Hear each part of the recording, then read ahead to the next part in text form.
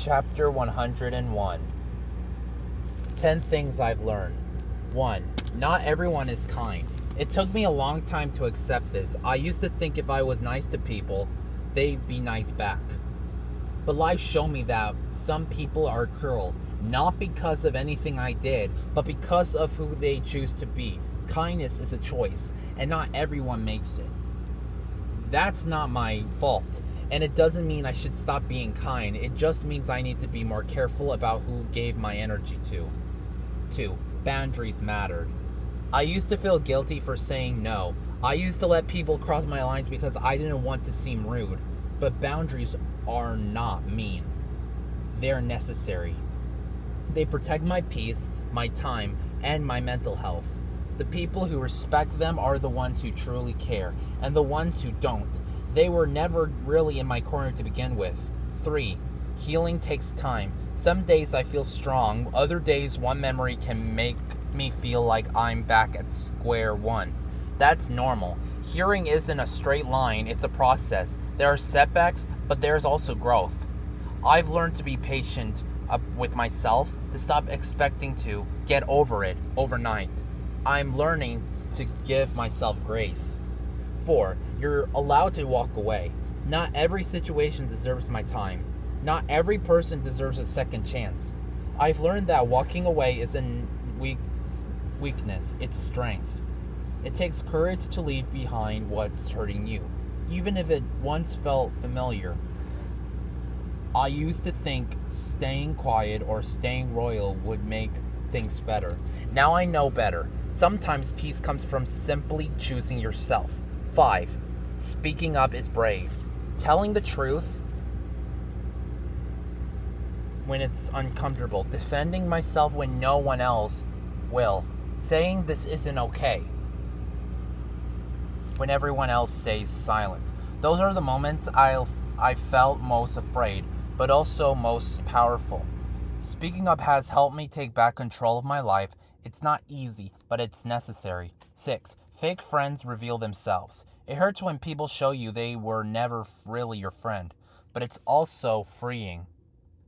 I've learned that real friends don't disappear when things get messy. They don't talk behind your back or use your pain for entertainment.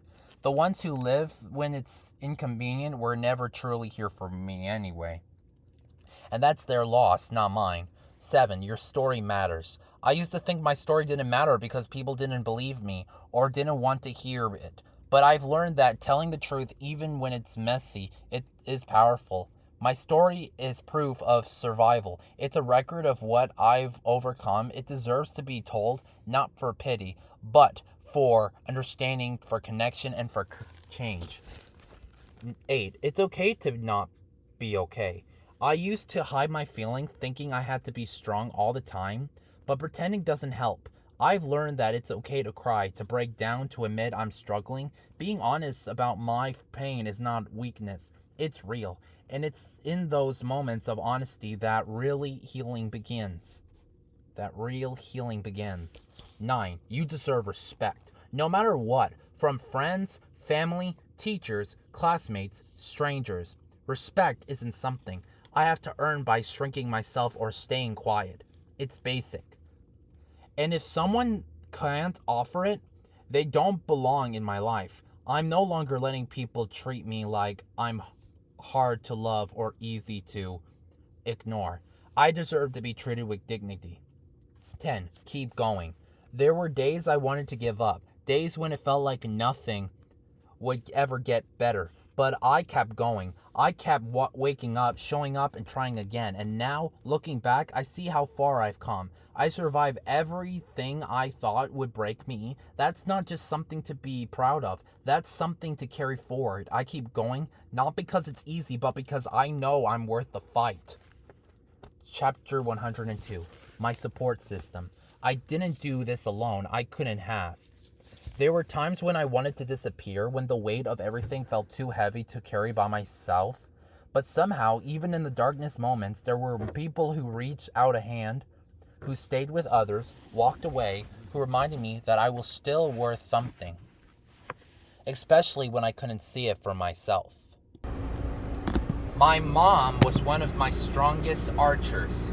She didn't have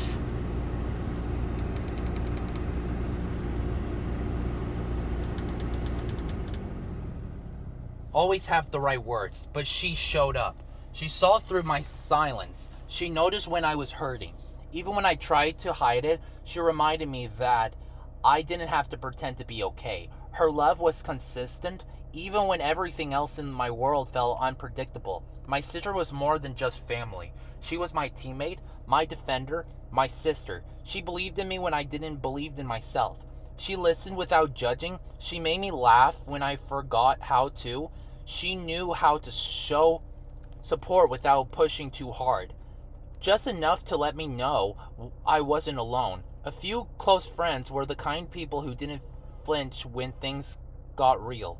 They didn't need me to be perfect. They didn't need long explanations. Sometimes just a, "Hey, I'm here," from them was enough to get me through the day. They supported me online and offline. They pushed back when people were unfair to me. They saw through the lies others tried to spread. Some teachers and counselors, not all, but the ones who truly care, made a huge difference. They gave me space to talk, to breathe, to cry. They took me seriously. They didn't treat my pain like drama or excoriation. They gave me their time, their attention, their empathy. In a system that often failed me, they stood out. The people who stayed when things got hard. They are the ones I will never forget, because it's easy to be present when things are going well, but it takes real courage, real love to stick around when someone is struggling, hurting, or misunderstood. These people didn't walk away when the rumors started or when the drama unfolded. They didn't choose silence, they choose me. I owe them so much, not just for the help, but for the hope they gave me, for reminding me that not everyone is out to hurt me.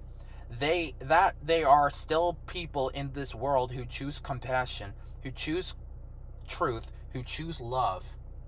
And their support didn't just help me survive. It helped me grow. It helped me start to trust again. It helped me believe that maybe I am worth showing up for. Maybe I don't have to go through a life alone or guarded. Maybe there are people who see me, really see me, and choose to stand beside me anyway. I carry their kindness with me. I carry their belief in me. And because of them, I believed in myself a little more every day. Chapter 103.